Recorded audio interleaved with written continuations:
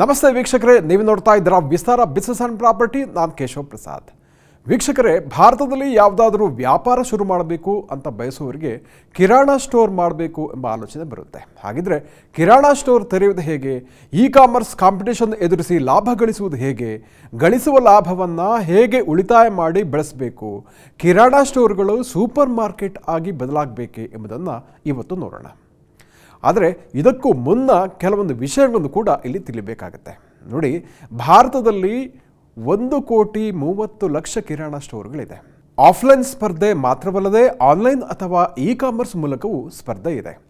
ಕಿರಾಣಾ ಸ್ಟೋರ್ಗಳಲ್ಲಿ ಸಿಗುವ ಎಲ್ಲ ವಸ್ತುಗಳನ್ನು ಆನ್ಲೈನ್ ಮೂಲಕವೂ ಮನೆ ಬಾಗಿಲಿಗೆ ತರಿಸ್ಕೊಳ್ಬೋದು. ಎಲ್ಲಿ ಕಡಿಮೆ ಬೆಲೆಗೆ ಸಿಗುತ್ತೆ ಅಂತ ಜನ ಕೂಡ ನೋಡ್ತಾ ಇರ್ತಾರೆ. ಕಿರಾಣಾ ಸ್ಟೋರ್ ಆರಂಭಿಸುವವರು ಇತರ ಸ್ಟೋರ್ಗಳಿಂದ ತುಸು ಭಿನ್ನವಾದ ಸೇವೆಯನ್ನು ನೀಡುವ ಮೂಲಕ ಗ್ರಾಹಕರನ್ನು ಆಕರ್ಷಿಸಬಹುದು. ಇತರ ಸ್ಟೋರ್ಗಳಿಂದ ಸ್ವಲ್ಪ ಹೆಚ್ಚು ಹೊತ್ತು ಸೇವೆ ನೀಡಬಹುದು. ಹೆಚ್ಚು ವಿಶೇಷ ಎನ್ನಿಸುವಂಥ ಉತ್ಪನ್ನಗಳನ್ನು ಮಾರಾಟಕ್ಕಿಡಬಹುದು. ನೀವು ಇರುವ ಏರಿಯಾ ಕೂಡ ನಿಮ್ಮ ಬಿಸ್ನೆಸ್ ಮಾಡೆಲನ್ನು ನಿರ್ಧರಿಸುತ್ತೆ. ಹೆಚ್ಚು ಮುಂದುವರಿದಿರುವ ಆರ್ಥಿಕವಾಗಿ ಸಿರಿವಂತರೇ ಹೆಚ್ಚು ಕಡೆ ಇರುವಂಥ ಸ್ಥಳಗಳಲ್ಲಿ ನಿಮ್ಮ ಕಿರಾಣಾ ಸ್ಟೋರ್ ಇದ್ದರೆ ಅಂತಹ ಗ್ರಾಹಕರಿಗೆ ಬೇಕಾಗುವ ಬ್ರ್ಯಾಂಡ್ಗಳ ಉತ್ಪನ್ನಗಳನ್ನು ಕೊಡಬೇಕಾಗತ್ತೆ. ಮಧ್ಯಮ ವರ್ಗ ಬಡಜನತೆ ವಾಸಿಸುವ ಪ್ರದೇಶಗಳಲ್ಲಿ ದುಬಾರಿ ಬ್ರ್ಯಾಂಡ್ಗಳ ಉತ್ಪನ್ನಗಳನ್ನು ತಂದಿಟ್ಟರೆ ನಷ್ಟ ಆಗ್ಬೋದು. ಸಣ್ಣ ಶಾಪ್ ಆಗಿದ್ದರೂ ಚೆನ್ನಾಗಿ ಮಾಡಿ ಹೋಮ್ ಡೆಲಿವರಿ ಸರ್ವಿಸನ್ನು ಕೂಡ ಕೊಡಿ. ಆದರೆ ಸಾಕಷ್ಟು ಶಾಪ್ಗಳು ಇರುವ ಕಡೆಗಳಲ್ಲಿ ನೀವು ತೆರೆಯಬೇಡಿ. ಆಗ ನಿಮಗೆ ಸಿಗುವ ಲಾಭ ಕಡಿಮೆ ಆಗುತ್ತೆ. ದಿನಸಿ ಅಂಗಡಿಗಳಲ್ಲಿ ಮಾರ್ಜಿನ್ ಅಥವಾ ಲಾಭಾಂಶದ ಪ್ರಮಾಣ ಅತ್ಯಲ್ಪ. ಹಾಗಾದರೆ ಎಷ್ಟು ಬಂಡವಾಳ ಬೇಕು? 5 ಲಕ್ಷ ರೂಪಾಯಿಗಳಿಂದ 25 ಲಕ್ಷ ರೂಪಾಯಿ ತನಕ ಬಂಡವಾಳ ಬೇಕಾಗುತ್ತೆ.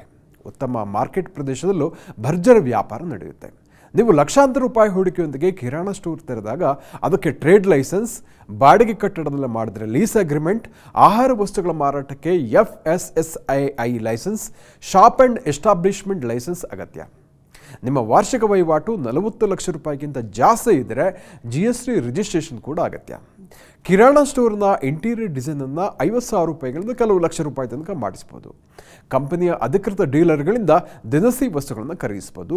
ಬೇಳೆಕಾಳುಗಳು ಬೇಕಿದ್ದರೆ ಪ್ರತ್ಯೇಕ ಡೀಲರ್ಗಳು ಇರ್ತಾರೆ. ಅವರು ಕಾಳುಗಳನ್ನು ಲಾರಿಗಳ ತಂದು ಮೂಟೆಗಳಲ್ಲಿ ಮಾರ್ತಾರೆ. ಬೇಳೆಕಾಳುಗಳನ್ನು ಸ್ವಚ್ಛಗೊಳಿಸಿ ಸಣ್ಣ ಪ್ಯಾಕೆಟ್ಗಳಲ್ಲಿ ಸ್ವಲ್ಪ ಹೆಚ್ಚಿನ ಬೆಲೆ ಕೂಡ ಮಾರಾಟ ಮಾಡ್ಬೋದು. ಜೊತೆಗೆ ರಿಟೇಲ್ ಆಗಿ ಐಸ್ ಕ್ರೀಮ್, ಹಾಲು, ಮೊಸರು ಇತ್ಯಾದಿಗಳು ಕೂಡ ಮಾರಾಟ ಮಾಡ್ಬೋದು. ಸುಮಾರು ಮಾರ್ಜಿನ್ ಅಂದರೆ 5ರಿಂದ 15% ಸಿಗುತ್ತೆ. ದಿನಕ್ಕೆ 10,000 ರೂಪಾಯಿ ವ್ಯಾಪಾರ ಮಾಡಿದರೆ ಸುಮಾರು 500 ರೂಪಾಯಿ ಲಾಭ ಸಿಗುತ್ತೆ. ಕಿರಾಣಿ ಅಂಗಡಿ ನಡೆಸುವವರು ಎದುರಿಸುವ ಸವಾಲುಗಳು ಏನು ಅಂತ ನೋಡೋಣ. ಮೊದಲನೇದಾಗಿ ಆವಾಗಲೂ ಅಂಗಡಿ ತೆರೆಯಬೇಕಾಗುತ್ತೆ. ಬೆಳಗ್ಗೆ 7 ಗಂಟೆಗೆ ತೆರೆದರೆ ರಾತ್ರಿ 10 ತನಕ ತೆರೆದಿರಬೇಕಾಗುತ್ತೆ. ಎರಡನೇದಾಗಿ ಲೆಕ್ಕಾಚಾರ ಕರೆಕ್ಟಾಗಿ ಇಟ್ಕೊಳ್ಬೇಕು. 8 ಆಣೆ 1 ರೂಪಾಯಿ ಲೆಕ್ಕದಲ್ಲಿ ಅಲ್ಪ ಲಾಭಾಂಶ ಇರೋದರಿಂದ ಲೆಕ್ಕಾಚಾರ ಯಾವತ್ತೂ ಕರೆಕ್ಟಾಗಿ ಇರಬೇಕು. ಮೂರನೇದಾಗಿ ಉದ್ರಿ ಅಥವಾ ಸಾಲಕ್ಕೆ ತೆಗೆದುಕೊಳ್ಳುವ ಗ್ರಾಹಕರು ಎಲ್ಲ ಕಡೆ ಇದ್ದೇ ಇರ್ತಾರೆ. ಅವರನ್ನು ಸಂಪೂರ್ಣವಾಗಿ ಅವಾಯ್ಡ್ ಮಾಡೋಕ್ಕಾಗಲ್ಲ. ನಾಲ್ಕನೇದಾಗಿ ವೈವಿಧ್ಯಮಯವಾದಂತಹ ಉತ್ಪನ್ನಗಳನ್ನು ಇಡಬೇಕು. ಐದನೇದಾಗಿ ಒಬ್ಬರಿಂದಲೇ ಅಂಗಡಿ ನಡೆಸೋದು ಕಷ್ಟ, ಇಬ್ಬರು ಇದ್ದರೆ ಅದು ಸೂಕ್ತ ಅಂತ ಹೇಳ್ತಾರೆ. ಆರನೇದಾಗಿ ನೀವು ಮಾರುಕಟ್ಟೆಯಿಂದ 10,000 ರೂಪಾಯಿ ಮಾಲ್ಗಳನ್ನು ತಂದು ಇಡ್ತೀರ ಅಂತ ಇಟ್ಕೊಳ್ಳೋಣ. ಅದರಲ್ಲಿ 1 ರೂಪಾಯಿ, 10 ರೂಪಾಯಿ, 50 ರೂಪಾಯಿ ಹೀಗೆ ಬೇರೆ ಬೇರೆ ಲೆಕ್ಕಾಚಾರದ ಅನೇಕ ವಸ್ತುಗಳಿರುತ್ತೆ. ಅದನ್ನು ಮಾರಾಟ ಮಾಡಿ ಆ 10,000 ರೂಪಾಯಿಯನ್ನು ಆದಾಯ ಪ್ಲಸ್ ಲಾಭ ಗಳಿಸುವುದು ಸವಾಲಾಗುತ್ತೆ. ಏಳನೇದಾಗಿ ಫೋನ್ಪೇ, ಗೂಗಲ್ ಪೇ ಇತ್ಯಾದಿ UPI ವ್ಯವಸ್ಥೆಗೆ ತಕ್ಕಂತೆ ಅಪ್ಡೇಟ್ ಆಗಬೇಕು. ಭವಿಷ್ಯದ ದಿನಗಳಲ್ಲಿ ಡಿಜಿಟಲ್ ಟ್ರಾನ್ಸಾಕ್ಷನ್ ಜಾಸ್ತಿ ಆಗೋದ್ರಲ್ಲಿ ಯಾವ ಸಂಶಯನೂ ಇಲ್ಲ. ಎಂಟನೇದಾಗಿ ಕಿರಾಣಾ ಸ್ಟೋರ್ ನಡೆಸುವವರು ಏನು ಮಾಡ್ತಾರೆ? ಪಿಗ್ಮಿ ಚೀಟಿಗಳಲ್ಲಿ ಉಳಿತಾಯ ಮಾಡ್ತಾರೆ. ಆದರೆ ಖಾಸಗಿ ವಲಯದ ಚೀಟಿ ಉಳಿತಾಯ ಯೋಜನೆಗಳು ಅಷ್ಟೇ ರಿಸ್ಕನ್ನು ಕೂಡ ಹೊಂದಿರುತ್ತೆ. ಪಿಗ್ಮಿಯಲ್ಲಿ ಬಡ್ಡಿ ಆದಾಯ ಕೂಡ ಬಹಳ ಕಡಿಮೆ ಇರುತ್ತೆ. ಇವುಗಳಿಗಿಂತ ಹೆಚ್ಚು ಆದಾಯ ನೀಡುವ mutual fund, stocks, NPS, PPF ಇತ್ಯಾದಿಗಳು ಕೂಡ ಹೂಡಿಕೆ ಮಾಡುವುದು ಉತ್ತಮ. ಇದರಿಂದ ನಿಮ್ಮ ಗಳಿಕೆಯ ಹಣ ಪರಿಣಾಮಕಾರಿಯಾಗಿ ಬೆಳೆಯುತ್ತೆ.